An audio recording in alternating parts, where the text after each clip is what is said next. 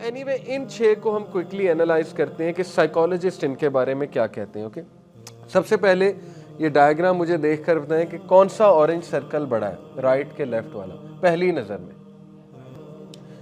नज़र में आप कहते हैं कि राइट वाला ऑरेंज सर्कल या लेफ्ट वाला, राइट वाला देखने में बड़ा लग रहा है, ठीक है, पहली नज़र में, हालांकि ये दोनों सेम है। तो ये एक इल्यूजन है और इसको दिखाते हैं साइकोलॉजिस्ट एक बड़ी ज़बरदस्त बात प्रूव करने के लिए। अब इस एक डायग्राम से देखें हम क्या क्या साबित करेंगे। ये देखिए अगली स्लाइड में लिखा है fact number 1, our minds just don't think in terms of absolutes. हमारा माइंड एब्सोल्यूट देखकर जज नहीं करता है बल्कि रेफरेंस पॉइंट्स देखता है, इर्द गिर्द के रेफरेंस पॉइंट्स। अब पीछे दोबारा अगर हम आए तो मैं आपको ये बताता हूँ कि जो राइट वाला सर्कल है उसका जो रेफरेंस पॉइंट है इर्द गिर्द, जिसके मुताबिक हम उसको जज कर रहे हैं, वो छोटे सर्कल्स हैं, ब्लैक। और जो लेफ्ट वाला ऑरेंज सर्कल है उसके इर्द गिर्द जो रेफरेंस पॉइंट्स हैं वो बहुत बड़े हैं। तो पहली बात ये कि अगर आपके रेफरेंस पॉइंट्स ठीक नहीं है ना ज़िंदगी में, तो आप अपने आप को बहुत छोटा फील करते हो या आप सोशल कंपैरिजन और एंग्जाइटी की तरफ जाते हो। मिसाल के तौर पे जो राइट वाला है इसके इर्द गिर्द रेफरेंस पॉइंट्स ही छोटे हैं तो ये सर्कल बड़ा लग रहा है। जो लेफ्ट वाला है इसके इर्द गिर्द रेफरेंस पॉइंट्स छोटे हैं, बहुत बड़े हैं, तो ये सर्कल हमें छोटा मालूम हो रहा है। तो सही रेफरेंस पॉइंट ज़िंदगी में बनाना बहुत ज़रूरी है खुश रहने के लिए। ये पहली चीज़ हमने सीखी इस डायग्राम से। मिसाल के तौर पे एक बंदे का रेफरेंस पॉइंट उसका कज़न है, ठीक है, और वो कज़न दुबई में 15 लाख रुपया कमा रहा है। अब वो उसको रेफरेंस पॉइंट बनाकर ये देखता है कि मेरे पास भी 15 लाख रुपया आना चाहिए पर मंथ, जबकि वो ये नहीं देख रहा कि उसकी एजुकेशन क्या है, उसकी ग्रूमिंग क्या है। और रिस्क का कॉन्सेप्ट तो बहुत क्लियर है कि अल्लाह ताला ने लिखा है, पहली बात, उसको अगर मिल रहे हैं तो अल्लाह सुब्हानहू व तआला ने लिखा है।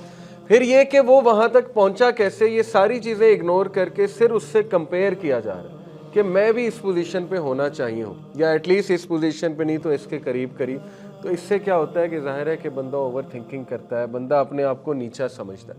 एक बंदा है उसका रेफरेंस पॉइंट जो है वो एक सेलिब्रिटी बन गया, अब वो सेलिब्रिटी को चेज़ करने की कोशिश करता है, लेकिन वो ये नहीं देखता है कि उसकी रियलिटी क्या है, असल में सिचुएशन क्या है। इसीलिए देखें रसूलुल्लाह सल्लल्लाहु अलैहि वसल्लम ने हमारे सही रेफरेंस पॉइंट्स बनवाए हैं।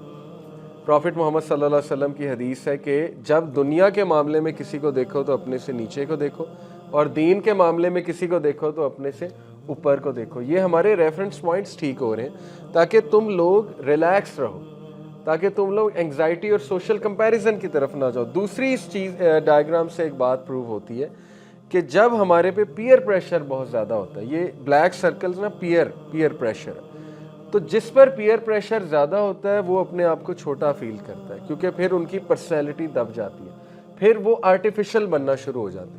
ये एक बड़ी इंपॉर्टेंट बात है लर्न करने के लिए, ठीक है। पीयर प्रेशर को बर्दाश्त करना और पीयर प्रेशर को केटर करना और ओरिजिनल रहना, ये हर एक के बस की बात नहीं होती। ज़्यादातर लोग जब यूनिवर्सिटीज़ में जाते हैं, कॉलेजेस में जाते हैं, तो उनके इर्द गिर्द के जो पीयर्स होते हैं वो उनके रोब में आ जाते हैं, उनकी ऑ में आ जाते हैं, आप ये कह लें, ओके। और बड़ा मुश्किल होता है उनकी अपनी ओरिजिनलिटी मेंटेन करना।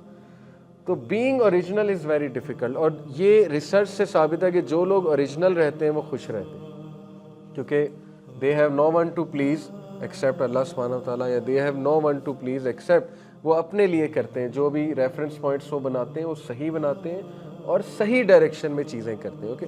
तो पहली चीज़ इस डायग्राम से साबित होती है कि we tend to make comparison with the reference points, therefore we better be sure कि वो रेफरेंस पॉइंट्स लाइफ में ठीक है, पहली बात। दूसरी, ये आगे की डायग्राम अगर हम देखें, जैसे कि ये एरोज़ आपको नज़र आ रहे हैं, तो इसमें भी अगर मैं आपसे पूछूंगा कि कौन सा एरो हॉरिजॉन्टली बड़ा है, तो नीचे वाला साफ नज़र आ रहा है कि वो बड़ा है।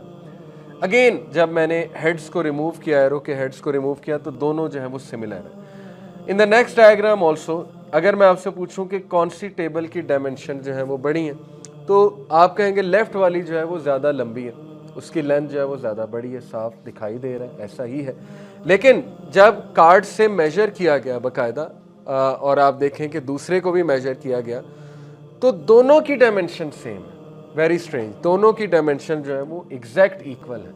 अगेन ये इल्यूजन है, और इस इल्यूजन से हमारे माइंड का हमें पता लगता है, और वो फैक्ट हमें क्या पता लगता है, our mind strongest intuitions are often totally wrong.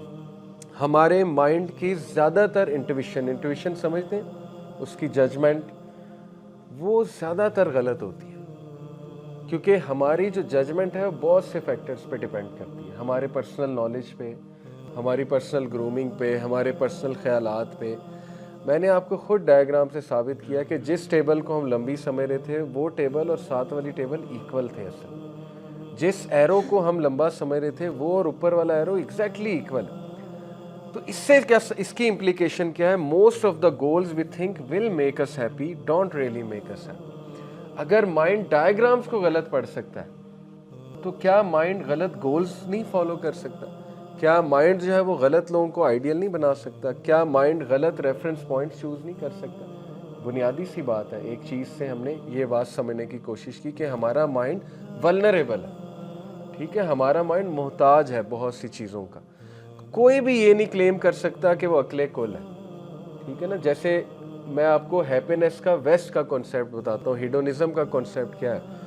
ہیڈونزم کا کنسیپٹ ہے کہ you should do what makes you happy, simple as that, کہ وہ کرو جو تمہیں خوش کرتا ہے۔ اب ایک بندے کے ریفرنس پوائنٹس ہی غلط ہیں، ایک بندے کی چوائسیز ہی غلط ہیں، ایک بندے نے غلط چیزوں میں خوشی تلاش کرنا شروع کر دیا، تو آپ نے اس سینٹنس سے اس کو تو پھنسا دیا نا، اس بیچارے کو۔ آپ نے کہا جو تمہارا دل کرتا ہے وہ تم کرو۔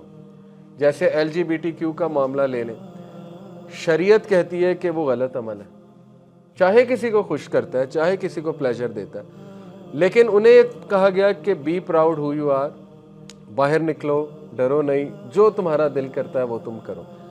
تو اس سے اگر ان کو خوشی پہنچ رہی ہے تو اس کا مطلب کہ وہ ڈیسیوڈ ہے، ان کے ریفرنس پوائنٹس غلط ہیں، ان کی انٹویشن ہی غلط ہے to begin with.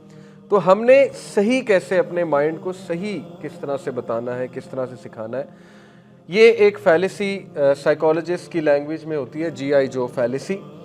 G.I. Joe fallacy refers to the misguided notion that knowing about a bias is enough to overcome it.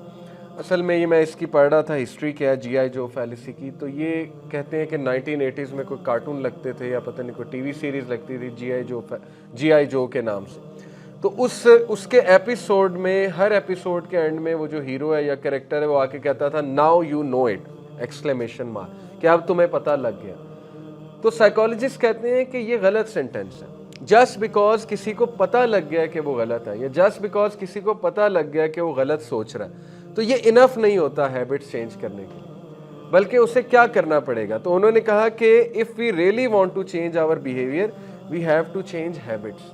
بہت سے لوگ سمجھتے ہیں کہ چونکہ اب انہیں نالج آ گیا، انہیں پتہ لگ گیا، وہ تبدیل ہو جائیں گے، جبکہ ایسا نہیں ہوتا ہے۔ تبدیل ہونے کے لیے روٹین چینج کرنی پڑتی ہے، ہیبٹس چینج کرنے پڑتے ہیں، وے آف تھنکنگ چینج کرنی پڑتی ہے، کمپنی چینج کرنی پڑتی ہے۔